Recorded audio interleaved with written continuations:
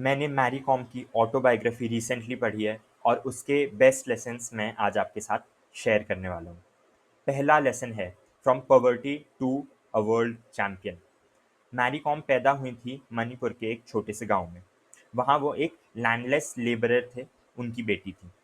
अब वो सुबह से लेके रात तक एक छोटी सी उम्र से ही हमेशा काम करती रही हैं। कई बार वो जंगल में जाती थी लकड़ी जमा करने के लिए अपने पापा के साथ। अपनी माँ की वो हेल्प करती थी खाना बनाने में, घर के काम में। अपने छोटे भाई-बहन की भी वो पूरे दिन भर देखभाल करती थी। कभी गाय को चराना है या फिर कभी खेत में जाके कुछ काम करना। ये सब चीज़ें वो अपनी छोटी-सी उम्र से करती आई हैं और शायद इन्हीं क्वालिटीज़ की वजह से, इन्हीं एक्सपीरियंसेस की वजह से वो इतनी ज़्यादा सख्त बनी कि आगे जाके बॉक्सर बन पाईं। सेकंड पॉइंट है कि उनके पेरेंट्स बहुत गरीब थे, बहुत ही गरीब थे, लेकिन फिर भी उन्होंने मैरी कॉम को एक अनकन्वेंशनल करियर में सपोर्ट दिया जो है बॉक्सिंग।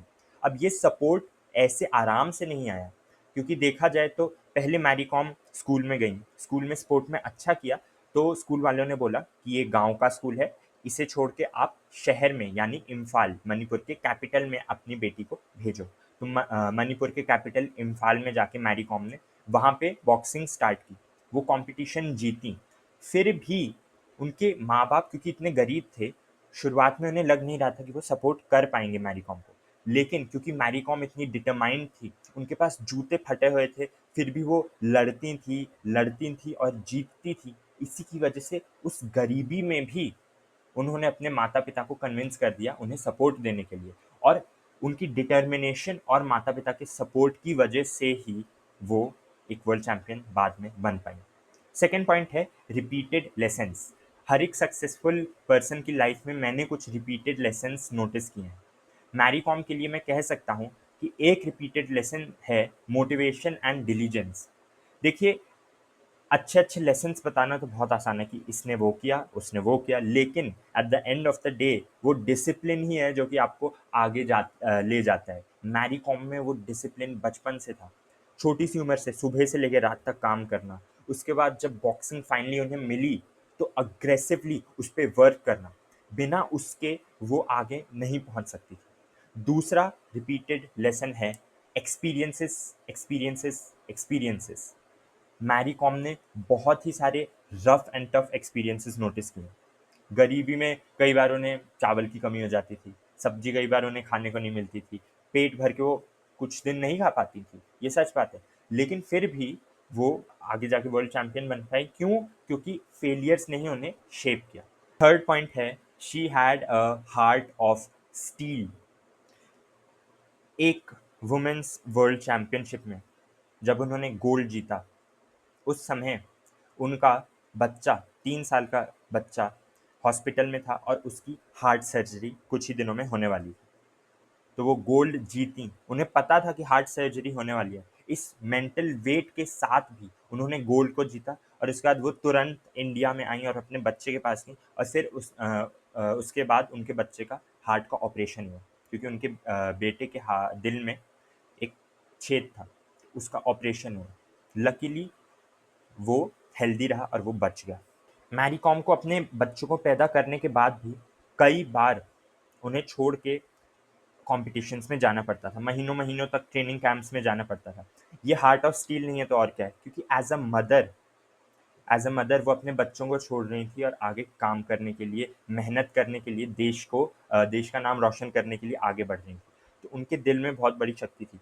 फाइनल एक और पॉइंट बोलूँगा कि उनकी जब प्रेग्नेंसी हुई, उसके बाद जब ट्विन्स निकले, तो सी सेक्शन सर्जरी हुई और उसके बाद ट्विन्स निकले, पैदा हुए हेल्दी ट्विन्स, और उसके बाद सर्जरी के बाद धीरे-धीरे उन्होंने ट्रेनिंग की।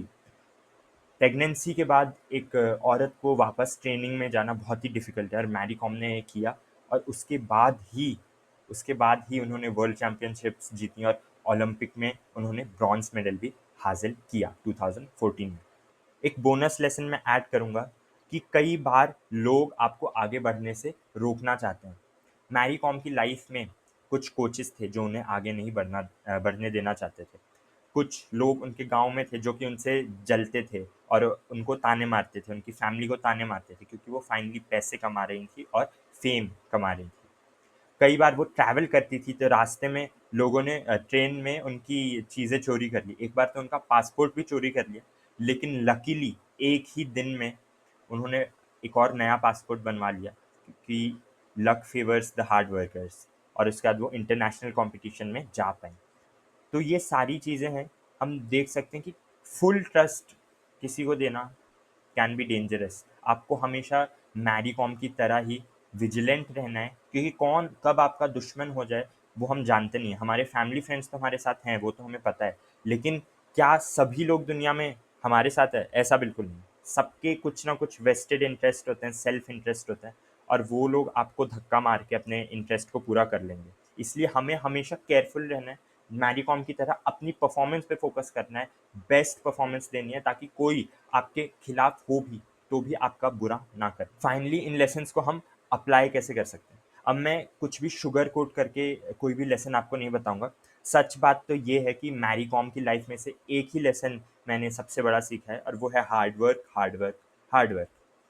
हमने नोटिस किया कि उनकी पूरी लाइफ में बचपन से लेके अब तक उन्होंने सिर्फ हार्डवर्क किया है, और हार्डवर्क की ही वजह से वो आगे बढ़ी हैं। डिटर्मिनेशन था, डिसिप्लिन था और हार्डवर्क था, उस सभी की वजह से वो सक्सेसफुल हुई हैं। अब मेरे लिए ये कहना आसान है कि ये कर लो, वो कर लो, और आपके लिए सुनना भी आसान है, लेकिन at the end of the day what actually matters is the work we do, और वर्क मैरी कॉम ने किया है। तो आई थिंक इस एपिसोड का यही लेसन है कि sometimes you just need to work hard. That is the only lesson. Thank you very much for watching. मैं अपना कोर्स जल्द ही निकालने वाला हूँ, रीडर्स यात्रा नाम का। वो रीडर्स के लिए स्पेसिफिकली है।